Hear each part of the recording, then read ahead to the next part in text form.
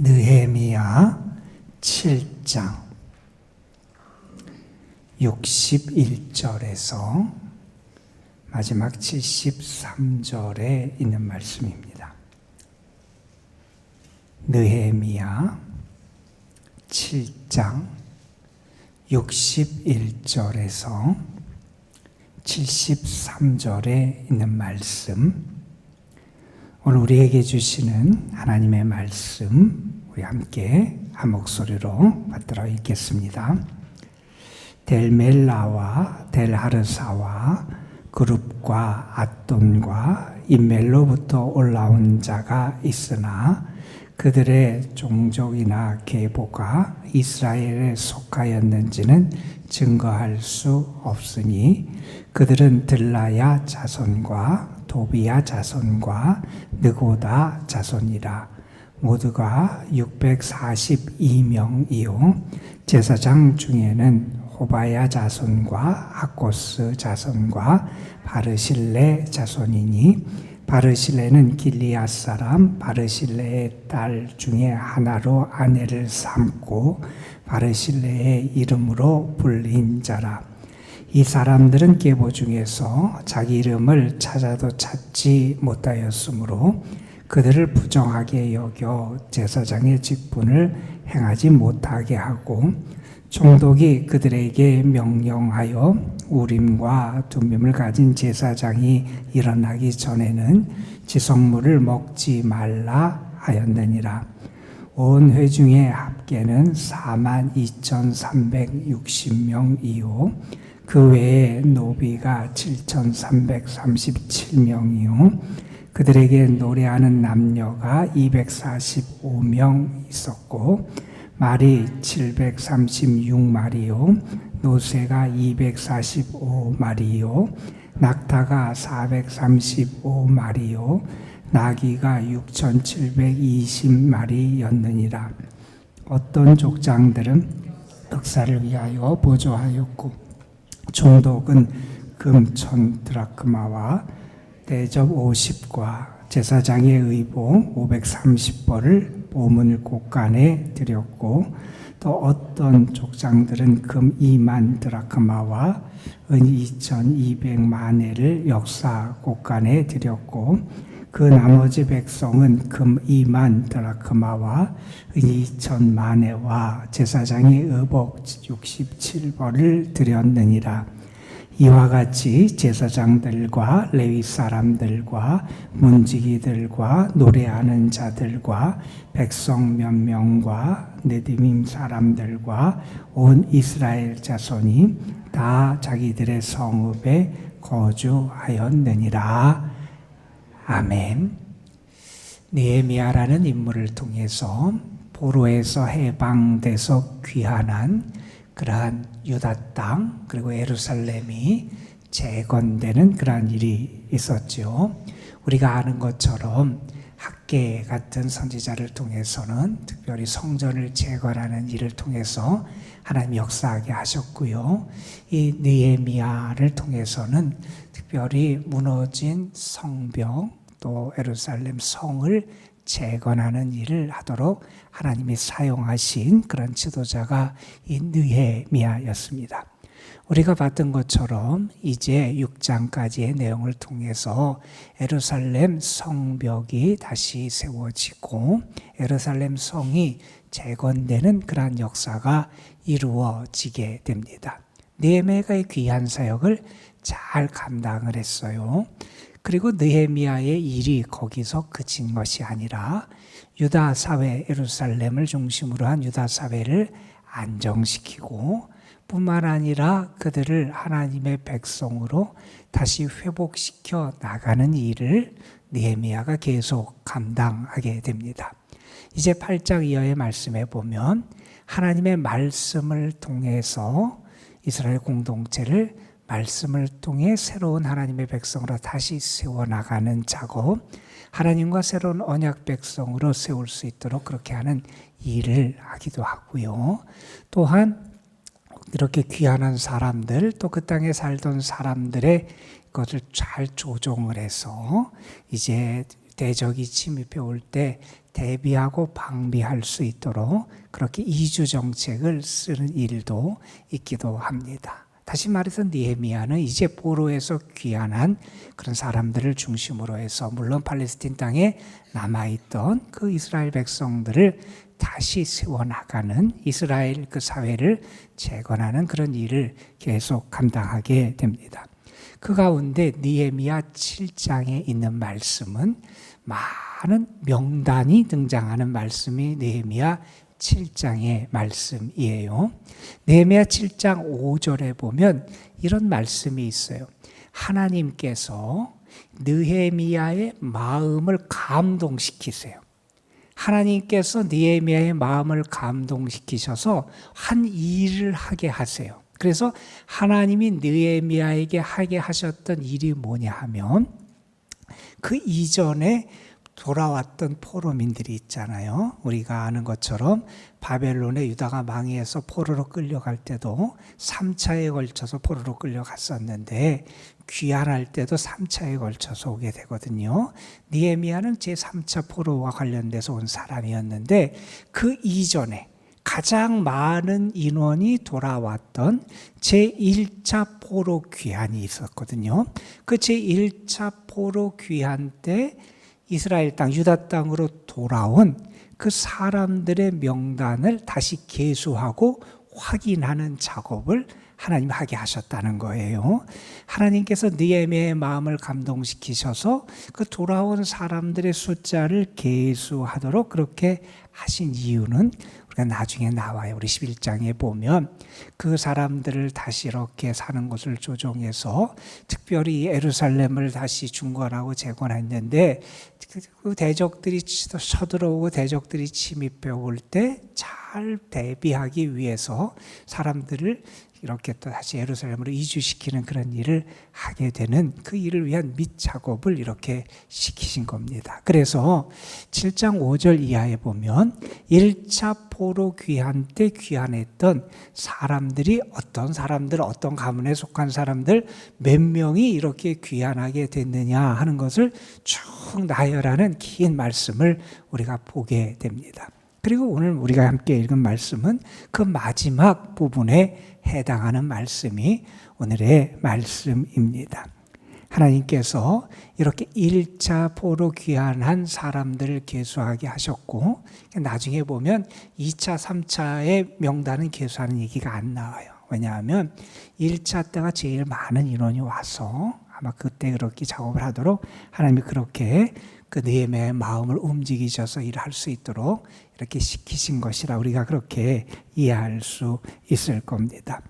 오늘 말씀해 보면 61절 이하에 어떤 사람들이 등장하냐 하면 귀환에서 온 사람들 가운데 이제 포로의 바벨론 땅에서 유다 땅으로 예루살렘으로 이렇게 이스라엘로 귀환해 온 사람들 가운데 그 출신 성분, 그 가문이 불확실한 사람들이 있더라는 거예요. 그가 어느 가문에 속했는지, 그가 어느 지역 출신인지 그게 불확실한 사람들이 있다는 거예요. 그러니까 바벨론에 있다가 함께 이스라엘 땅으로 온 사람들, 그러니까 포로였던 사람들 가운데 온 사람들인데 그 사람들이 정말 이스라엘 원래 가문의 사람들이었는지 그렇지 않은지 불확실한 그런 사람들이 있었다 하는 겁니다. 그래서 오늘 말씀 61절에 보면 그들의 종족이나 계보가 이스라엘에 속하였는지 증거할 수 없는 그런 사람들도 여기 있었다 하는 겁니다. 포로민이었던 건 분명한데 원래 이스라엘 사람이었는지 아닌지 모르겠어요. 만약에 원래 이스라엘 사람들이 아니었다면 그들도 이렇게 이스라엘 그 사회, 이스라엘 백성 가운데 받아들여졌음을 우리가 알 수 있는 그러한 대목이기도 합니다. 그래서 들라야 자손, 도비야 자손 등등등 이런 자손들이 그렇게 불확실한 그런 사람들이 있었다 하는 이야기를 하고요. 또 63절 이하에 보면 제사장에 대해서는 좀 엄격하게 판별을 했던 것 같아요. 왜냐하면 제사장은 하나님의 말씀대로 레위 가문에서 하나님이 특별히 세워서 하나님을 위한, 하나님을 섬기는 일을 감당하도록 하나님이 세웠잖아요. 그래서 다른 사람이 그 일을 감당하면 안 되기 때문에 제사장이라고 하는, 그 제사장 가문이라고 하는 사람들 가운데서도 그들이 철저하게 정말 제사장 가문인지 그렇지 않게 여겨지는 사람들이 있었다면 그 사람들은 제사장 직분을 감당하지 말라고, 하지 못하도록 배제시켰다 하는 이야기가 63절 이하에 등장을 합니다. 어떤 사람들이 있느냐? 그의 혈통, 레위 지파 사람과 혈통과 무관하게 결혼을 해서 그 계보에 들어간 사람, 거기 보면 바르실레라고 하는 지방과 관련된, 그래서 그 집과 결혼해서 그 집 계보에 들어간 그러한 사람이 있었다 하는 이야기도 하고요. 64절에 보면 그 제사장 계보의 이름이 없는 그러한 사람들도 있었다는 거예요. 그래서 제사장들에게는 그들이 정말 원래 레위 지파 그 가문에 속하는 확실한 그 사람들이 아니면 이 제사장의 역할을 하지 못하도록, 그래서 그들이 정말 하나님께 온전한 예배를 드리는, 그 하나님이 원하시는 방식으로 드려야 되기에 그렇지 않은 사람들을 그 직위에서 제외했던 그런 모습이 등장을 하게 됩니다. 그리고 66절에 보면 이 1차 포로 귀환 때 귀환했던 사람의 숫자가 여기 통계가 나옵니다. 42,360명이었다. 이 사람들이 1차 포로 귀환 때 귀환한 사람들의 숫자고, 우리가 에스라서 2장에 보면 거기에도 이렇게 동일한 숫자로 1차 포로 귀환을 했던 사람들의 숫자가 기록되어 있습니다. 여러분, 그런데 우리가 이 66절의 말씀을 보면 조금 이상한 생각을 하게 됩니다. 우리가 아는 것처럼 이전에 이스라엘, 특별히 유다 왕국이 멸망한 다음에 바벨론으로 끌려갔어요. 포로로 많은 사람들이 끌려갔어요. 그 당시 나라가 망할 때 적어도 인구가 100만 이상이었다고 짐작을 하고, 포로로 끌려간 사람들이 적어도 20만 이상인 사람이 끌려간 것으로 짐작이 돼요. 그래서 심지어는 어떤 학자는 20에서 30만 가까이의 사람이 바벨론의 포로로 끌려갔다 이렇게 말해요. 그런데 여러분, 가장 많은 사람이 귀환한 1차 포로 때에 귀환한 사람의 숫자가 42,360명에 불과하다는 거예요. 아주 작은 숫자지요. 포로로 끌려간 사람에 비하면.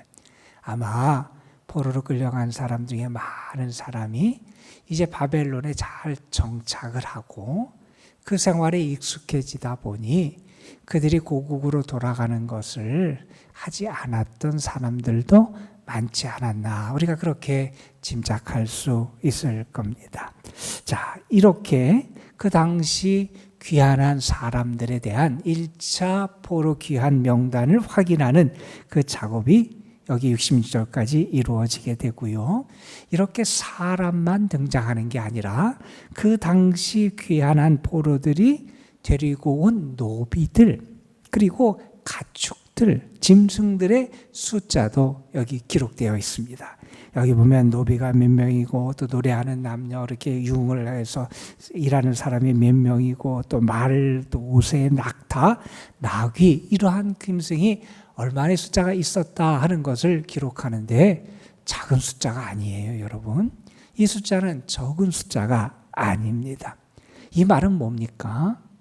하나님이 포로 생활을 하던 이스라엘 백성들에게도 하나님이 은혜를 주셔서 그들이 많은 것을 또 얻을 수 있게 해주시기도 했고, 또 하나님께서 은혜를 주셔서 귀환하는 사람들에게 또 왕을 통해서 이러한 것들이 제공될 수 있도록 하나님이 역사해 주셨다 하는 것을 우리가 알게 됩니다. 이렇게 하나님의 은혜 가운데 많은 사람이 귀환하고 또 많은 가축 짐승도 이렇게 유다 땅에 돌아오게 됩니다. 자, 이 돌아온 사람들이 어떻게 했느냐? 그들의 모습 가운데 오늘 말씀 70절 이하의 말씀은 그들이 행했던 아름다운 믿음의 모습 한 가지를 또한 소개해 줍니다. 그들이 어떻게 하느냐? 자기가 갖고 온 재물, 자기가 갖고 온 물질, 자기가 소유하고 있는 소유를 자기만을 위해서 움켜쥐고 있지 않았다 하는 거예요. 그들이 감당해야 될 중요한 일이 있었어요. 여기 보면 또 그 많은 사람 중에 보물국관과 역사국관에 얼마를 이렇게 드렸다 하는 게 나오는데, 여기에 있는 보물국관, 역사국관은 우리 예루살렘 성전을 다시 세우는 그 일을 위해서 필요한 물품을 보관하던 그러한 곳이었는데, 그곳에 이러한 것들을 하나님께 드렸다 하는 그런 말씀을 여기 기록하고 있어요. 어느 분이 그런 얘기를 했습니다. 신앙생활에 있어서 우리가 꼭 해야 되는 일인데 쉽지 않은 일이 있다는 거예요. 그래서 그분은 그것을 어떤 단어로 표현하냐 하면 모험이라는 단어로 표현을 해요. 여러분, 모험이라고 하는 것은 하는 사람 입장에서는 뭔가 위험을 내포하고 그래서 해야 되는 일이 모험이잖아요. 그런데 그분은 우리 신앙인들이 해야 되는 그러한 중요한 일, 그리고 우리 입장에서는 사실 하기가 선뜻 이렇게 쉽게 되지 않아서 뭔가 위험을 감수해야 할 것만 같은 일을 두 가지를 이렇게 말합니다. 하나는 하나님을 정말 믿고 살아가는 거라는 거예요. 여러분, 세상 사람들이 볼 때 눈에 보이지 않는 하나님을 믿는 거 어리석어 보일 수도 있고요. 그것이 확실하게 사람들에게 인지되지 않기 때문에 그 길을 걸어가는 사람들을 비웃을 수도 있습니다. 그리고 우리도 때로는 하나님이 우리의 눈에 보이고 우리에게 만져지는 존재가 아니기 때문에, 영이신 하나님이시기 때문에 하나님의 역사하심을 신뢰하지 못하고 흔들릴 때가 있는 것도 사실이기도 합니다. 그래서 정말 우리가 하나님을 신뢰하며 믿고 살아가는 것은 우리 인생에 꼭 해야 될 일이기도 하고, 우리가 감당해야 될 가장 중요한 모험과 같은 일이 하나님을 믿고 살아가는 거다, 이런 얘기를 합니다. 그리고 그분이 우리 신앙인이 꼭 해야 될 일, 그리고 우리 신앙생활에 우리에게 있어서 모험과 같은 또 다른 한 가지를 이렇게 말합니다. 그건 뭐냐 하면 베풀고 섬기는 것. 여러분, 이것은 손해보는 것처럼 여겨져요. 내 것이 없어지는 것처럼 여겨지고, 내 것을 다른 사람에게 이렇게 내가 빼앗기는 것처럼 여겨질 수도 있는 일입니다. 그래서 사람들은 더 움켜잡으려고 합니다. 더 잡으려고 합니다. 나를 위해서, 나만을 위해서, 나의 유익과 행복을 위해서 더 잡고 놓지 않으려고 한다는 겁니다. 그런데 우리가 꼭 해야 될 것이 바로 이것이라는 겁니다. 베풀고 나누고 섬기는 것. 손해보는 것 같지만 그게 정말 풍요한 삶을 사는 길이라는 거예요. 그걸 알지 못하는 사람은 손을 펴지 못한다는 거예요. 다른 사람을 위해서도 베풀지 못하고요, 하나님께도 바치지를 못해요. 왜요? 내게 없어지는 것 같으니까. 당장 눈앞에 있는 게 사라지는 것 같아서 그것을 바치지 못하고 나누지 못한다는 겁니다. 그런데 여러분, 그것을 내가 하나님께 드리고, 내가 하나님께서 나에게 주신 복과 은혜를 나누고 베풀며 살아갈 때 우리의 인생이 더 행복해지고요, 더 풍요로워지고요, 더 큰 하나님의 은혜를 경험하게 된다는 거예요. 지난 금요일 기도의 시간에 잠깐 그런 언급을 했어요. 어떤 분이 이렇게 다른 사람을 위해서, 큰 일을 위해서 뭔가를 모금을 하고 다녔고, 모금하는 그분에게 돈이 많은 어떤 분이 또 이렇게 기부를 하게 됐어요. 기부하는 분이 그 모금하는 분도 큰 중요한 일을 하는, 아주 좋은 일을 하는 분이었는데, 그분을 향해서 이렇게 얘기를 했다 그래요. 당신이 받는 기쁨보다 내가 주는 기쁨이 더 크다, 이런 얘기를 했다 그래요. 여러분, 그건 믿음 안에서 하나님이 나에게 베푸시는 은혜를 알고, 내가 그렇게 살아갈 때 하나님이 나를 채우시고 나에게 복 주심을 경험한 사람이 할 수 있는 일입니다. 세상 사람이 하기 어렵다는 거예요. 그래서 모험 같다는 거라는 거예요. 여러분, 그렇잖아요. 하나님 우리에게 은혜를 주시잖아요. 내가 얻어서 내가 수고하고 내가 땀 흘리고 내가 노력해서 물론 하기도 하지만 그러나 우리에게 거두게 하시는 분은 하나님이시고요. 내가 그 열매를 거둘 수 있도록 이끄시는 분은 하나님이시잖아요. 하나님 우리에게 은혜를 주세요. 우리는 어떻게 해야 되느냐? 하나님의 뜻에 따라서 베풀고 나눠야 될 때, 그러면 하나님 우리에게 더 큰 은혜를 허락해 주시더라는 겁니다. 자, 포로에서 돌아온 사람들, 그들이 가진 것, 그것들을 사람들이 어떻게 하느냐? 하나님의 역사를 위해서 하나님께 바치고 드리는 그런 일을 또한 그들이 감당하더라 하는 겁니다. 이렇게 귀한 하나님을 향한 헌신을 통해서 그들의 믿음이 구체적으로 드러나게 됩니다. 자, 그리고 오늘 말씀 73절에 보면 이런 말씀이 마지막에 기록되어 있습니다. 그래서 이 모든 사람들이 다 각자 다 자기들의 성읍에 이제 거주하게 되었다는 거예요.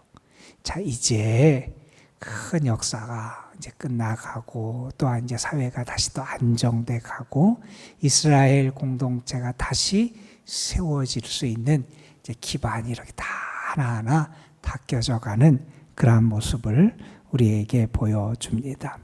여러분, 이렇게 많은 이들이 포로에서 귀환하고 또 이렇게 귀환할 때 또 그들이 빈손으로 오지 아니하고 무언가를 가지고 올 수 있도록 하나님의 은혜도 주셨고요. 또 은혜 받은 자가 하나님 앞에 드리면서 하나님의 역사에 한 마음으로 함께 할 때 하나님이 원하시는 아름다운 역사와 열매들이 맺혀지게 되었다 하는 것을 알게 됩니다. 오늘 여러분의 삶에 한번 생각해 보세요. 나는 하나님께 받은 은혜가 얼마나 큰가. 하나님은 포로 생활하던 자들에게까지도 그 자리에서도 은혜를 주시더라는 거예요. 끝난 것 같고 이제는 하나님으로부터 멀어져 있는 것 같던 그 자리에 살던 자들에게도 하나님의 은혜의 손길은 여전히 함께하고 계셨다 하는 것을 우리가 알게 됩니다. 오늘도 그 하나님이 여러분과 함께 하시고요. 여러분을 붙잡아 주시고요. 여러분을 사랑해 주시고요. 또 여러분에게 세상에서 누릴 수 있는 이러저러한 많은 은혜도 허락해 주실 줄로 믿습니다. 여러분 그 은혜에 감사하셨으면 좋겠고요. 그 은혜를 알았으면 좋겠고요. 뿐만 아니라 여러분이 베풀고 나누고 섬기고 바칠 수 있는 그런 은혜를 주신 하나님께 그 은혜에 합당한 삶으로 또한 영광 올려드리는 여러분 되시기를 주님의 이름으로 축원합니다. 기도하시겠습니다. 아버지 하나님, 오늘도 우리를 주의 전으로 부르셔서 하나님 앞에 고개를 숙이고 하나님의 말씀을 함께 묵상하고 하나님의 선하심과 역사하심을 우리가 기억하며 하늘의 은혜를 구할 수 있도록 인도해 주심에 감사를 드립니다. 아버지 하나님, 1차 귀환했던 그러한 귀환한 사람들의 이렇게 명단들을 확인하고 계수하는 작업들을 하고 또한 그런 일들을 통해서 하나님이 어떻게 우리 가운데 역사하셨는지 하나님의 은혜가 우리에게 얼마나 컸는지를 그들이 다시 한번 깨달을 수 있었습니다. 또한 그들이 하나님께 받은 바 은혜를 하나님을 위하여 하나님의 역사를 위하여 또한 주께 드리고 또한 저들의 삶이 그 유대 땅에서 다시 새로운 출발을 위한 안정의 기틀을 마련하는 그러한 은혜도 저희들이 누릴 수 있었습니다. 하나님께서는 하나하나 세밀하게 사랑의 손길로 은혜의 손길로 저들의 이스라엘 유대를 공동체 재건을 위해서 역사하고 계셨고 그 일을 위하여 하나님의 사람들을 사용하여 가셨습니다. 그리고 하나님이 그들과 함께 하시고 하나님의 은혜가 그들에게 있음을 분명히 보여주셨습니다. 아버지 하나님, 오늘도 당시 느헤미야 당시 그들과 함께 하셨던 하나님이 우리 가운데 함께 하시고 또한 역사하시고 우리의 삶을 다시 세워가시고 또한 우리로 하여금 하나님의 은혜를 누리는 자로 살아갈 수 있도록 이끌어 주심을 믿습니다. 그 하나님의 은혜를 아는 자, 경험하며 살아가는 자, 그 은혜에 감사하는 자, 은혜에 합당한 열매를 맺으며 받은 바 은혜를 나누고 베풀며 살아가는 저희들 되게 하여 주옵소서. 주님 앞에 나와서 기도합니다. 하늘의 은혜를 구하고 주의 사랑을 구하고 주님이 우리에게 더 주를 사랑하며 주님께 속한 자로 살아갈 수 있는 능력 주시기를 구합니다. 은혜를 더하여 주셔서 오늘도 주와 동행하는 하루의 삶이 되게 하여 주시고 우리가 주님께 속한 자임을 드러내며 살아갈 수 있도록 인도하여 주옵소서. 명절 기간입니다.